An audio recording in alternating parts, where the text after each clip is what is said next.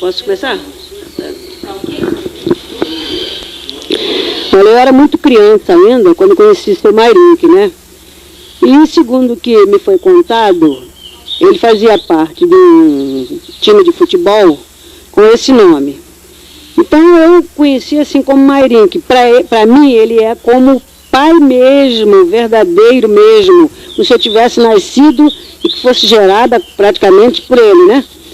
Então eu conheci assim, como seu Mairink, e não sei por que não me habituo a chamar de outra maneira.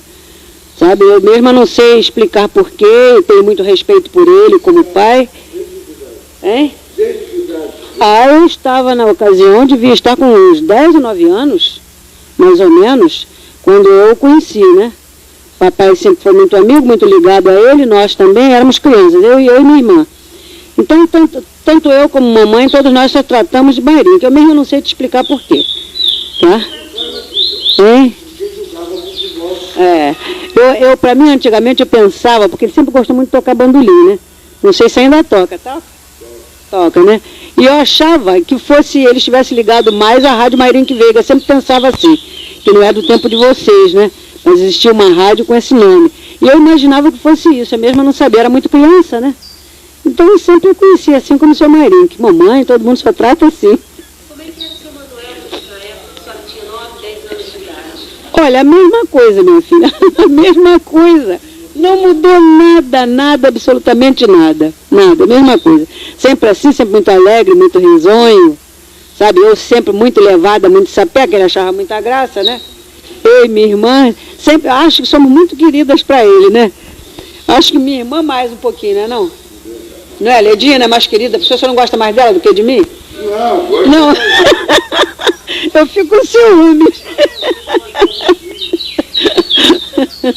Então. Um fato curioso para contar do seu Manuel?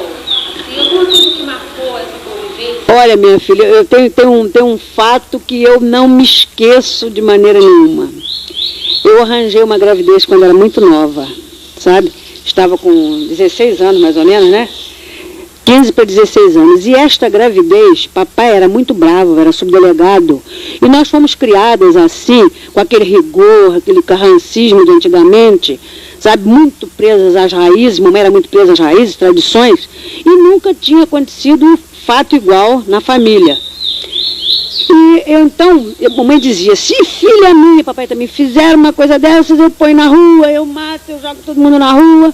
E eu tive medo, minha filha. Escondi essa gravidez. Como inexplicavelmente durante 9 meses. E ninguém descobriu em casa. E eu tive esta filha, que hoje também é professora, ela já veio até aqui. Tive esta filha sozinha, sem ninguém. Só que eu, na hora da minha aflição para ter a criança, eu fiquei como se estivesse desacordada. E escutava comentários falatórios na minha cabeceira. Sabe? Alguém estava ali fazendo meu parto. Eu tive sozinha a menina. Você sabe que quando a criança nasceu, mamãe escutou chorar dentro de casa, mamãe e papai. Uma criança correram para a porta, como se, pensando que fosse uma criança que tivessem posto na porta de casa, né? Não, tinha sido eu que tinha dado a luz, sozinha. Como, não sei. Só sei te dizer que eu, para sentir um pouquinho de alívio, eu sofri o dia inteirinho a dor do parto. Hoje eu sei o que é, naquela época eu não sabia. Mamãe escondia. Mamãe era daquele tipo de mães, até hoje ainda é assim, que se ela estivesse conversando com uma visita, que nós chegássemos perto, ela só olhava assim. Nós já entendíamos que tínhamos que sair dali. Não podíamos ouvir, participar. Então, eu com aquele medo, eu escondi tudo isso, sofri uma madrugada e um dia inteiro, só fui ter a garota na outra madrugada, né?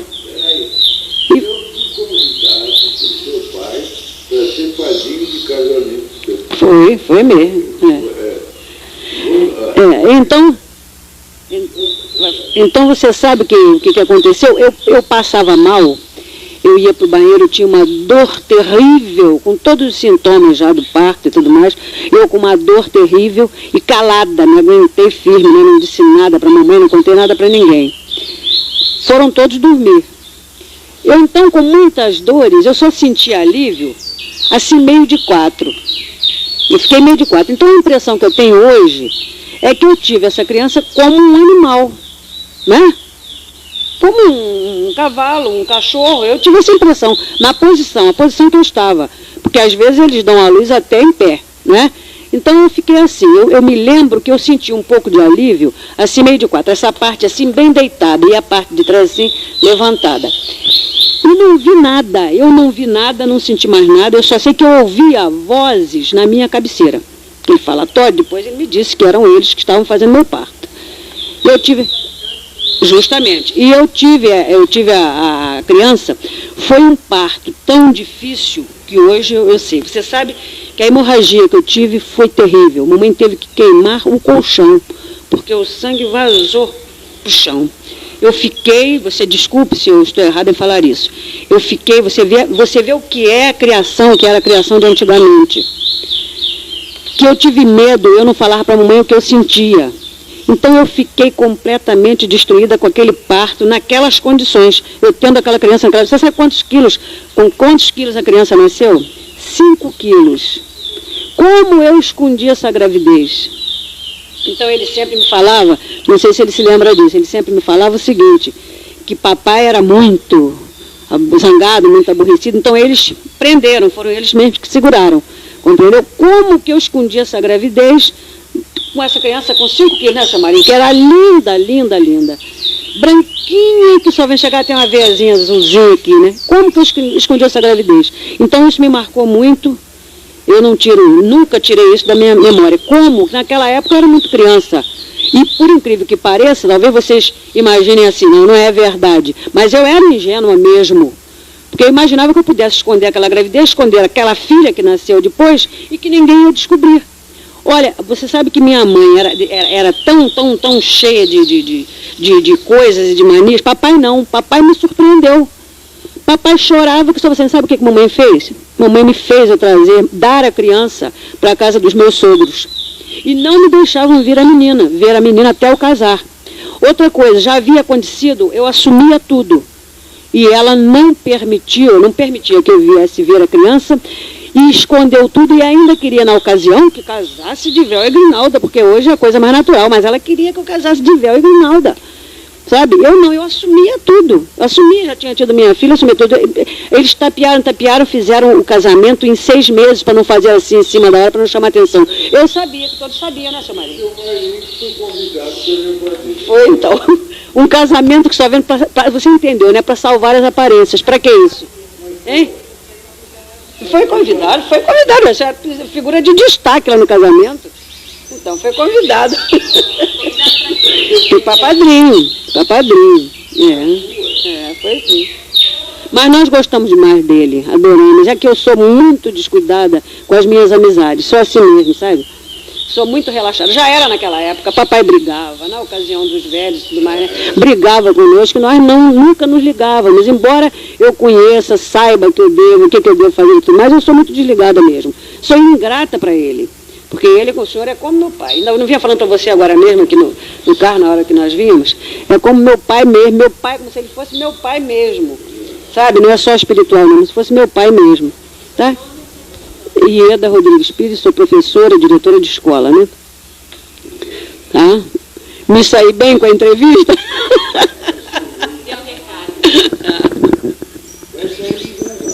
Meu Deus do céu, seu marido. Olha, aí eu sou muito acanhada para falar, seu marido. Ficou ótimo. Pois é, mas esse detalhe eu não esqueço, minha filha. Que coisa inesquecível, né? Filha de um amigo meu. Rapaz, minha bolsa tem que ir. Esse meu amigo era delegado na região. Quase seu irmão, né? Quase que eu gostava. Eu não tenho instrutor não, sou eu mesma que faço lá com a professora. Então eu vou, ainda vou dar um final. Olha, eu vou... A Angélica traz o recado também, traz a Angélica, porque eles me mandaram um ofício convocando, mas não disseram ainda, não mandaram programação ainda. Tá? É assim que isso. Se for uma hora assim que eu esteja ocupada, eu venho contigo. Tá bom?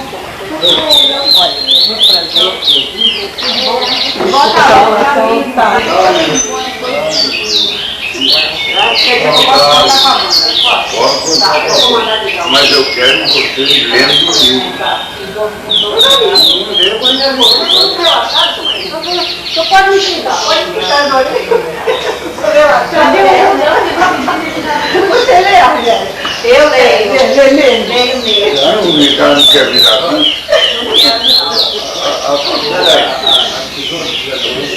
Eu vou lá. Nós queremos descer de classe, nós queremos lá. Bom dia para todos. De cachorro,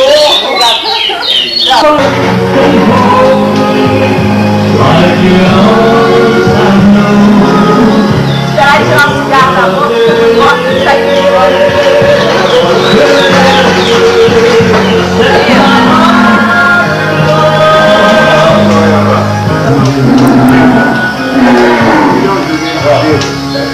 Fazer tudo.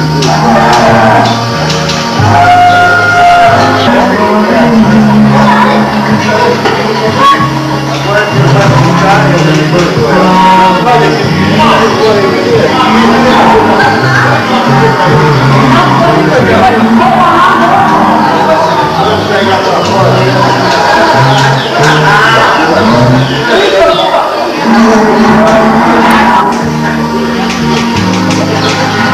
Nacional brasileiros no Paraguai. A roupa branca por si só fazia propaganda. Eram chamados para dar explicações pelos sentinelas das embaixadas, consulados e missões. Sem as restrições, proporciona o equilíbrio físico, psíquico, moral e espiritual. Porque a cultura nacional nasceu no Brasil.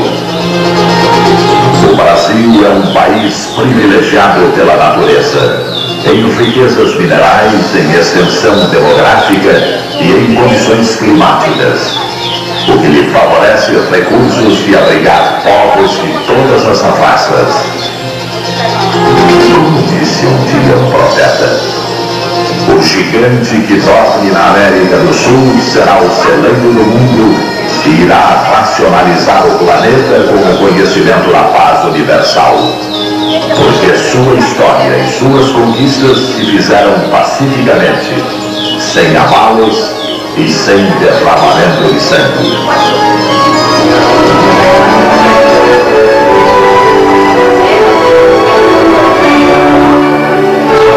O Retiro Nacional é a residência do autor da obra, Sr. Manuel Jacinto Coelho, onde atualmente chega a fazer até 3 livros por semana.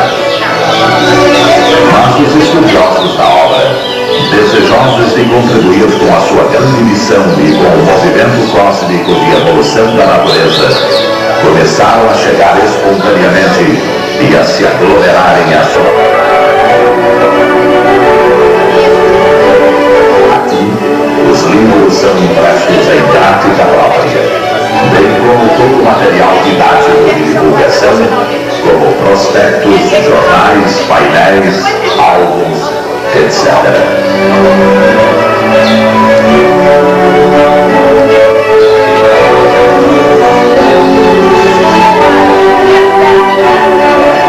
Esta científico.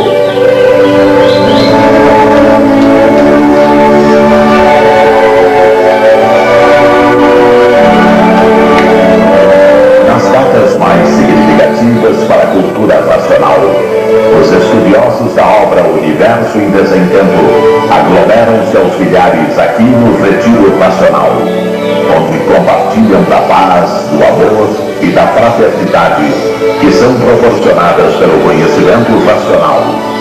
Para expressarem sua gratidão ao Mestre, prestam-lhe diferentes homenagens.